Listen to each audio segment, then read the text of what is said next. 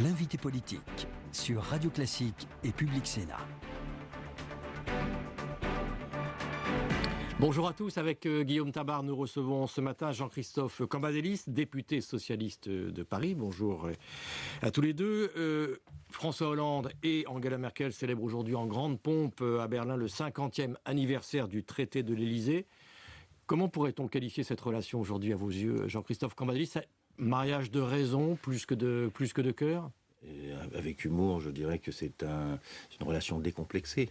Des deux côtés. Donc je crois que le traité est globalement positif à la fois pour la France et l'Allemagne parce que ça a été la paix, parce que à partir de là on a pu construire l'Europe et que surtout on a pu gérer l'effondrement du régime soviétique en Europe de l'Est. Ça aurait pu se terminer très très mal.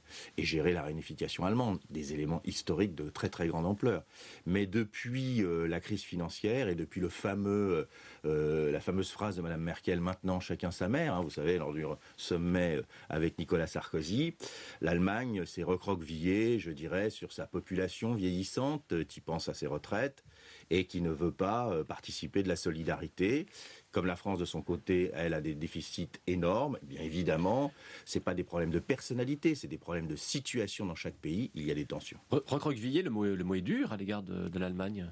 Oui, je pense que Mme Merkel est très fortement pro-européenne, mais le pays, l'Allemagne, aujourd'hui, se demande si c'est un bon choix que l'Europe, mais c'est pas anormal. La question est aussi posée en France et dans un certain nombre de pays européens. Aujourd'hui, on est confronté à une interrogation sur qu'est-ce qu'on gagne, qu'est-ce qu'on perd dans la construction européenne. Que doit dire ou que doit faire François Hollande à l'égard de l'Allemagne? Écoutez, aujourd'hui, c'est une relation, ça va être une réunion entre parlementaires, mais au niveau de l'Allemagne et de François Hollande, je crois que ce qu'il fait, c'est-à-dire avoir une très grande pédagogie sur la nécessité d'une relance, d'une croissance européenne, que l'Allemagne y gagnerait à terme, puisque aujourd'hui elle voit sa croissance se relativiser ou se ralentir au vu de la possibilité de faire des exportations dans la zone euro et dans l'Europe, puisque l'Europe est en crise, et puis et surtout respecter sa parole. Avec les Allemands, c'est totalement nécessaire. Et la bataille que nous menons pour nos propres intérêts, mais aussi par rapport à l'Europe, de réduction des déficits, est quelque chose qui peut parler aux Allemands. Là, on ne peut pas le manquer, notamment en raison de l'Allemagne. Vous estimez d'ailleurs que l'Allemagne en fait assez vis-à-vis de son allié français, qui est engagé dans la guerre au Mali. On a vu 2 avions de transport. Est-ce que c'est pas un peu juste quand même? Écoutez, moi je suis un peu perplexe par rapport à la polémique en France sur son isolement, parce que je pense que c'est un faux problème. D'abord, nous ne sommes pas mandatés, l'Europe, par le Conseil de sécurité pour pouvoir intervenir au Mali. Il ne s'agit donc pas d'une mission de la communauté internationale.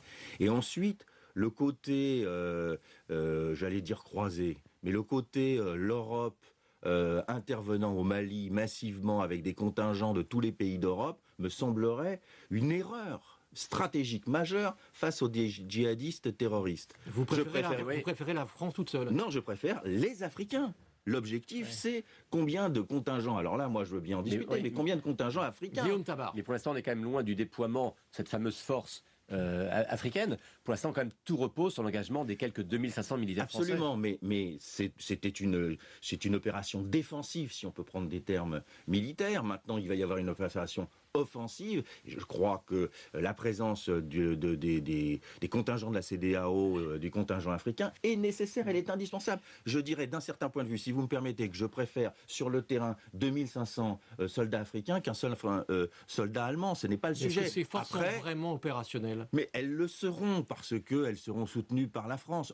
Écoutez, on n'est pas dans une guerre conventionnelle de type classique. Est-ce qu'il faut justement, pour éviter cet enlisement, est-ce qu'il faut que la France fixe une limite dans le temps à sa présence sur le sol africain? Non, parce qu'on ne fixe pas des limites, parce que ces limites sont toujours dépassées, comme il se doit. Mais donc ça peut être plusieurs mois, éventuellement. Mais on n'en sait rien. Je ne crois pas. Moi, je ne suis pas sur le terrain, je ne suis pas dans l'état-major, ni dans le Conseil de défense, mais je ne le crois pas. Les éléments aujourd'hui que nous voyons, c'est que les djihadistes n'ont pas décidé de transformer les villes en petit Stalingrad pour faire face. Non, ils vont s'évanouir dans la nature.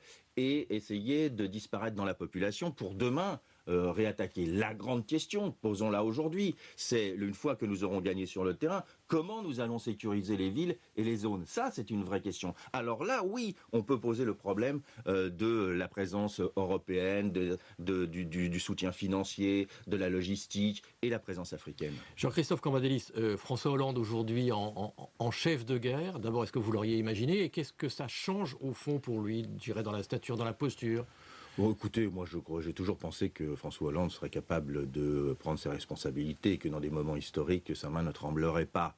C'est parce qu'on avait beaucoup fait du bashing Hollande qu'on a été surpris que tout à coup, il fut à la hauteur de sa tâche. Non, je crois qu'il est dans son rôle, avec son sens inné à la fois de la diplomatie et du rapport de force. Il sait comment manager une opération de cette ampleur. Sur la libération des otages en Algérie, la France et le président français se sont interdits la moindre critique à l'égard de la méthode employée par Alger.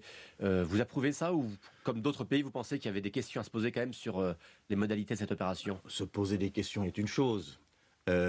Embarrasser son allié dans un moment stratégique important en est une autre.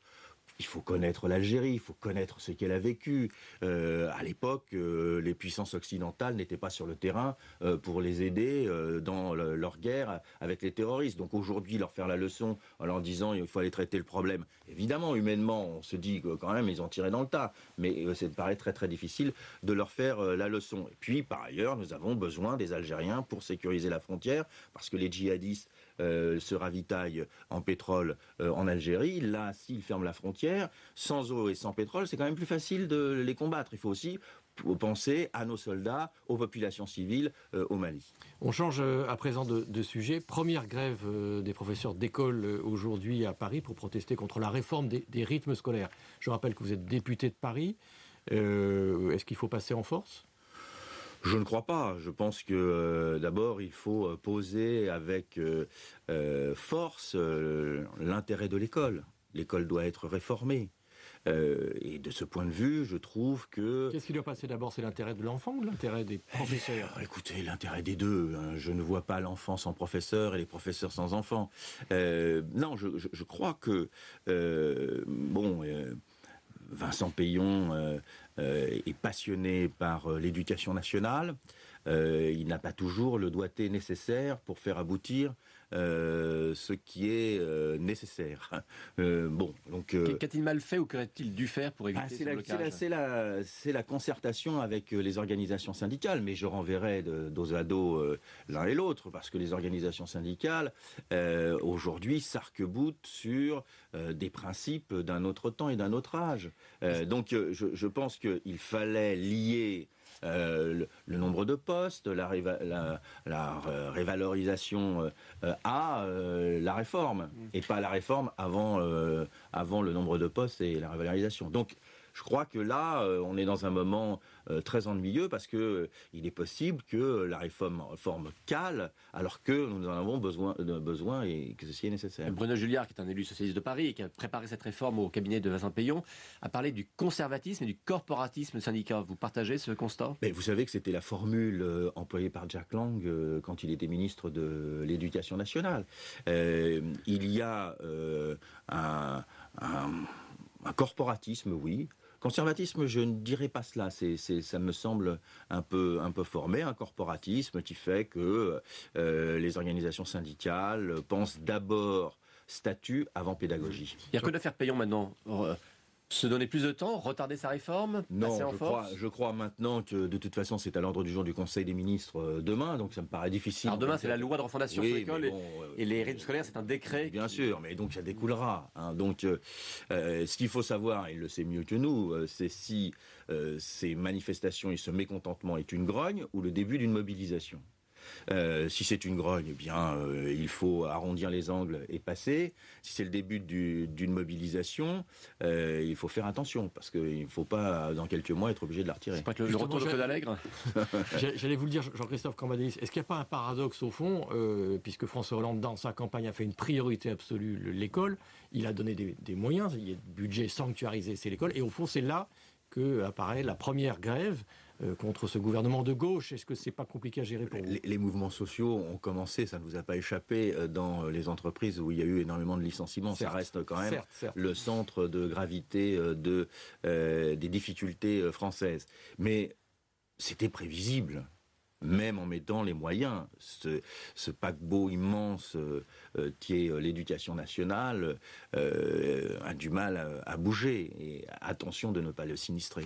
Peut-être une dernière question. Le Parti socialiste, au fond, tel qu'il existe aujourd'hui, tel qu'il est dirigé aujourd'hui, on l'entend assez peu. Qu'est-ce que vous en pensez? Je veux dire, il y a beaucoup d'actualités. Je pense que c'est très difficile de percer le mur des médias au niveau du Parti socialiste, parce qu'il y a les annonces de François Hollande, parce qu'en plus il y a la guerre, parce qu'après c'est le gouvernement, puis il y a les ministres, puis il y a les présidents de groupe. Donc le PS a du mal, je dirais, pour des raisons objectives, pas parce qu'il est dirigé par Alain Désir ou je ne sais qui, il a du mal à faire passer. Et en plus, un élément qu'il faut que vous intriguiez, c'est que tous les dirigeants du Parti socialiste, enfin moi et quelques autres, mais une poignée, tous les dirigeants sont au gouvernement ou dans des postes de responsabilité. Donc au Bureau national, c'est une nouvelle génération. Donc il faut du temps pour que celle-ci puisse s'installer. Très bien, merci beaucoup Jean-Christophe Merci. Cambadélis, merci Guillaume, à demain.